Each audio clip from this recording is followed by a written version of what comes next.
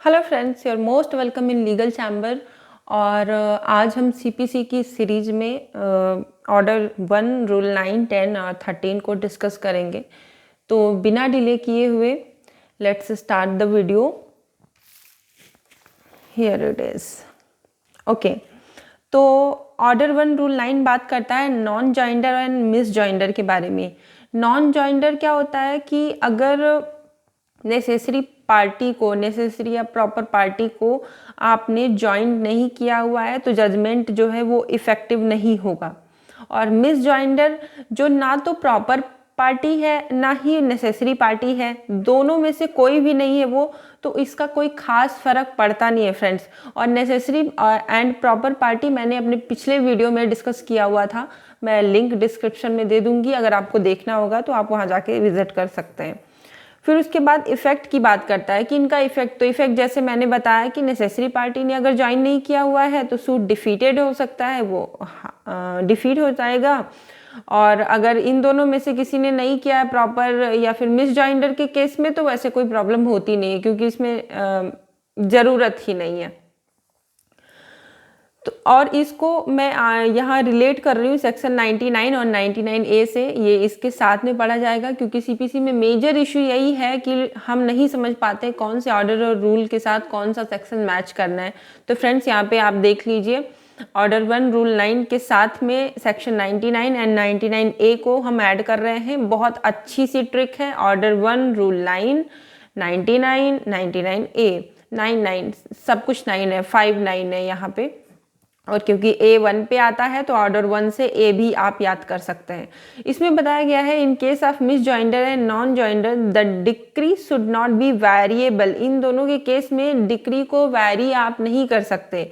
Even it should not revert back to trial court but non joinder of necessary party it will fatal to the suit.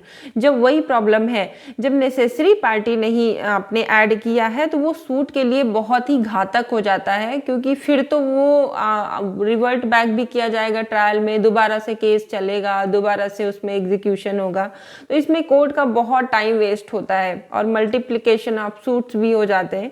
इस वजह से ये चीज़ ज़रूरी होती है, कोर्ट का भी खुद से जानना ये ज़रूरी होता है, खुद से भी कोर्ट को देखना होता है कि ये पार्टीज़ जो हैं इसमें ये नेसेसरी हैं या फिर नहीं है।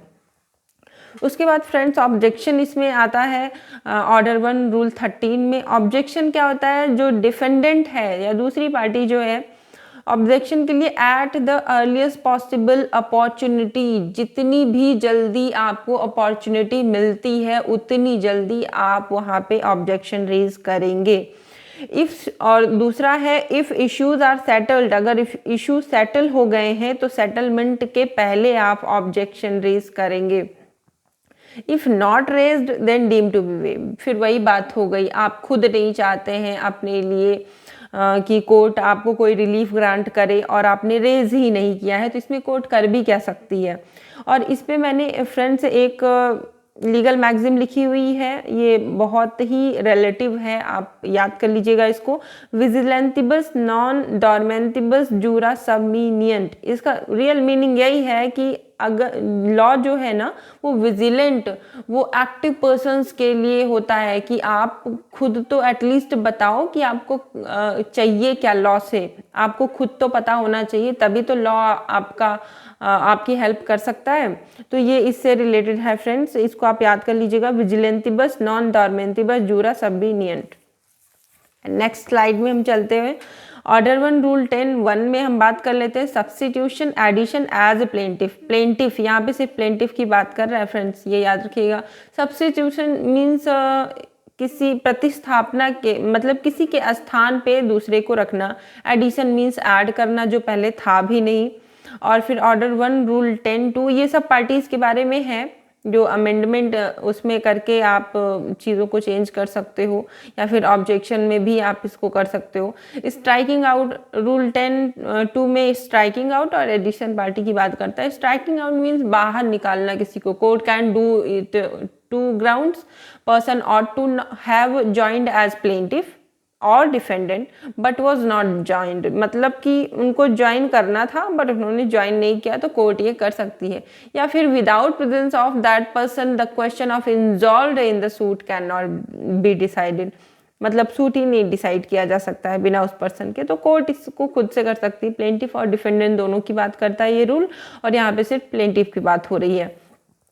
उसके बाद फ्रेंड्स ऑर्डर 1 रूल 1 में सब्जेक्टिव के पर्पज से भी बस इतना ही सफिशिएंट है आपको पढ़ना। बाकी हमें जुडिशरी के एस्पिरेंट है, क्योंकि हमें ये समझना ज़्यादा ज़रूरी है कि हमें क्या नहीं पढ़ना है। तो मुझे जितनी भी चीज़ें उसमें कवर करने के लिए सही लगी थी, बस इसी में से, क्योंकि मैंने प्रीवियस ईयर के क्वेश्चंस देखे हैं और मैं खुद एक एस्पिरेंट हूँ, तो मुझे पता है कि क्या पढ़ना है क्या नहीं पढ़ना है। बाकी आप अपने स्टेट के अकॉर्डिंग देख लीजिएगा, बट इतनी ही चीज़ें हैं ऑर्डर 1 में जो आपको पढ़ना है एग्ज़ाम के पॉइंट ऑफ व्यू से। तो उसके बाद हम आगे बढ़ते हैं फ्रेंड्स ऑर्डर 2 में। ऑर्डर 2 में क्या है, फ्रेम ऑफ सूट को फ्रेम कैसे करना है उसके बारे में बताया गया है।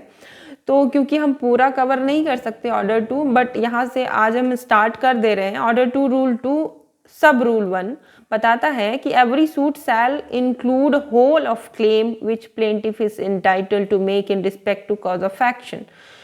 यहाँ ये बात कर रहे हैं कि आपको जो भी रिलीफ चाहिए कोर्ट से, आपको जो भी क्लेम करना है वो एक ही बार में आप कर सकते हैं, पूरा का पूरा। जैसे अगर आपको 100 रुपीज़ का क्लेम चाहिए, क्योंकि हमारा बेयर एक्ट अभी भी अमेंड नहीं किया गया है, तो उसमें 10-5 रुपए ही ऐसे लिखे हुए हैं। तो अगर आपको 100 रुपीज़ का क्लेम चाहिए और आप 55 रुपीज़ का क्लेम कर रहे हो, तो बाकी लेफ्ट जो है वो आप बाद में नहीं कर सकते हैं, जब तक कि बहुत ही ज़्यादा ऐसा कोई रीज़न सफिशिएंट कॉज आप कोर्ट को नहीं देते हैं बाद में कि पहले ये चीज़ थी ही नहीं और बाद में ये चीज़ आई। हालांकि आगे चल के हम इस बारे में बात करेंगे फ्रेंड्स, तो अभी इसको नहीं छेड़ते हैं, हम इसी को देख लेते हैं। सब रूल 1 सीधी सी यही बात करता है कि आप पूरा का पूरा क्लेम करेंगे जो भी आपको कॉज ऑफ एक्शन में दिखाना है। लेकिन फिर वही बात आ गई कि अगर आप जानबूझ के रिलिंक्विश करना चाहते हैं, प्लेंटिफ जो कि de facto of the author है उसका, प्लेंट का सॉरी, तो वो अगर रिलिंक्विश कर देता है किसी भी क्लेम के पार्ट को, तो वो वेव माना जाएगा। ये उसकी खुद की चॉइस होगी, इसमें कोर्ट कुछ भी इंटरफेरेंस नहीं करेगी। तो फ्रेंड्स आज के लिए बस इतना ही। अगली वीडियो में हम लोग समझेंगे ऑर्डर 2 रूल 2 को, तो बने रहिए मेरे साथ, क्योंकि ऑर्डर 2 रूल 2 बहुत ही इम्पॉर्टेंट है CPC में, और ये अक्सर एग्ज़ाम में आता ही रहता है।